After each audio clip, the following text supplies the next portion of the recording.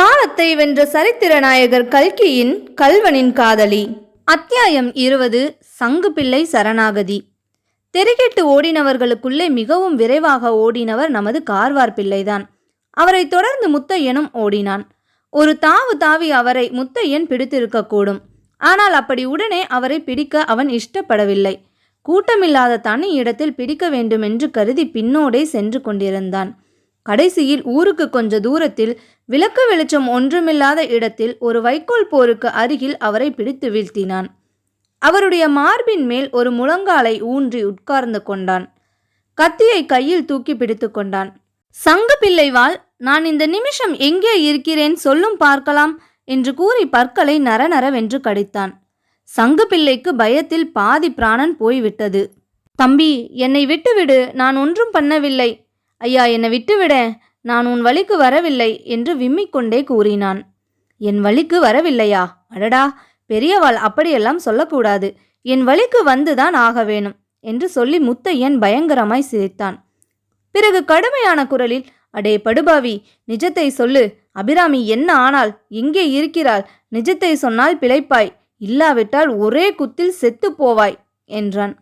ஐயோ, நிஜத்தை சொல்கிறேன். அப்புறம் நான் அவளை பார்க்கவில்லை. போலீஸ் இன்ஸ்பெக்டர் வீட்டுக்கு யாரோ அழைத்து போனார்களாம். இன்ஸ்பெக்டர் வீட்டு அம்மா அவளை சென்னை பட்டினத்திலே கொண்டு போய் பள்ளிக்கூடத்திலே சேர்த்திருக்கிறாளாம். மற்றபடி எனக்கு ஒன்றும் தெரியாது முத்தையா. நான் பிள்ளை குட்டிக்காரன், என்னை விட்டுவிடு என்று கதறினார் சங்கு பிள்ளை. நீ இப்போ சொன்னது நிஜந்தானா? பொய் என்று தெரிந்ததோ கொன்னுடுவேன். இல்லை இல்லை, பொய்தான் சொல்லிவிட்டேன், கோவிச்சுக்காதே. தம்பி, எனக்கு பிள்ளை குட்டி ஒன்றும் கிடையாது. சீச்சி, நீ நாசமாய் போக. உனக்கு பிள்ளை குட்டி வேறு கேடு. அபிராமியை பற்றி நீ சொன்னது நிஜந்தானா? அப்புறம் நீ அவளை பார்க்கவே இல்லையா? இல்லவே இல்லை, சத்தியமா இல்லை. விட்டுவிடு, நீ மகாராஜனாய் இருப்பாய் என்று சங்கு பிள்ளை விம்மி அழத் தொடங்கிவிட்டார். முத்தையன், போ, தொலைந்து போ. உன்னை தொட்ட பாவத்துக்கு நான் தலைமுழுக வேணும். ஆனால் மறுபடியும் ஏதாவது துர்க்கிருதயம் பண்ணினாய் என்று தெரிந்ததோ என் கை அழுக்காய் போனாலும் போகிறதென்று உன் தொண்டையை நெரித்து விடுவேன், தெரியுமா என்று சொல்லிக்கொண்டே எழுந்திருந்தான். அவ்வளவுதான்.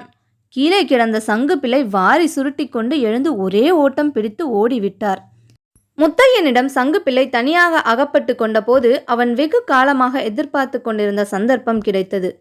அந்த அயோக்கியன் மட்டும் என்னிடம் அகப்படட்டும், பார்க்கலாம் என்ன பாடுபடுத்துகிறேன் என்று அவன் தனக்குத்தானே எத்தனையோ தடவை சொல்லிக்கொண்டு பல்லை கடித்திருக்கிறான், கையை நெரித்திருக்கிறான். ஆனால் அத்தகைய சந்தர்ப்பம் கிடைத்தும் அவனால் பழிவாங்க முடியவில்லை. கார்வார் பிள்ளையின் கோழைத்தனம் அப்படி அவனை சக்தியற்றவனாக்கிவிட்டது. அது மட்டுமல்ல, அபிராமியை பற்றி சங்கு பிள்ளை சொன்ன செய்தி முத்தையனுடைய உள்ளத்தில் ஒரு பெரிய மாறுதலை உண்டாக்கிற்று.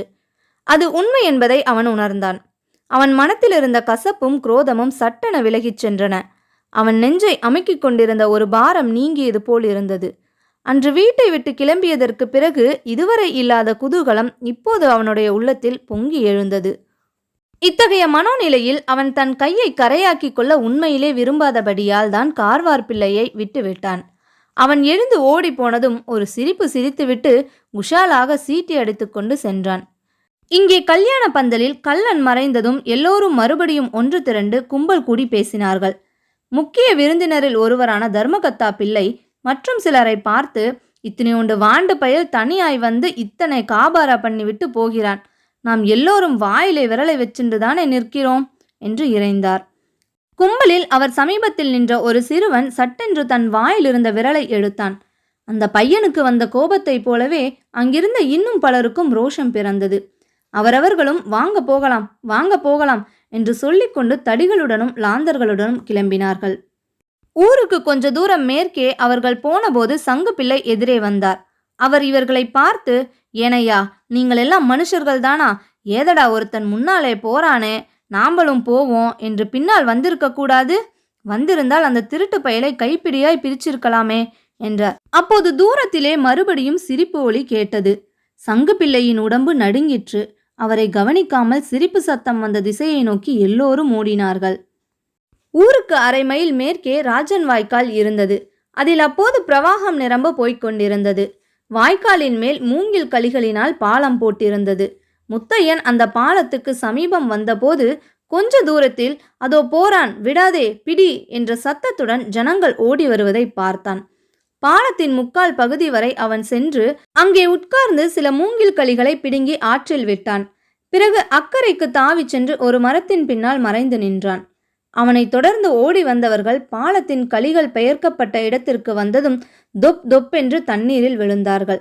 முத்தையன் ஹா ஹா ஹா என்று உரக்க சிரித்துவிட்டு இருட்டில் சென்று மறைந்தான்.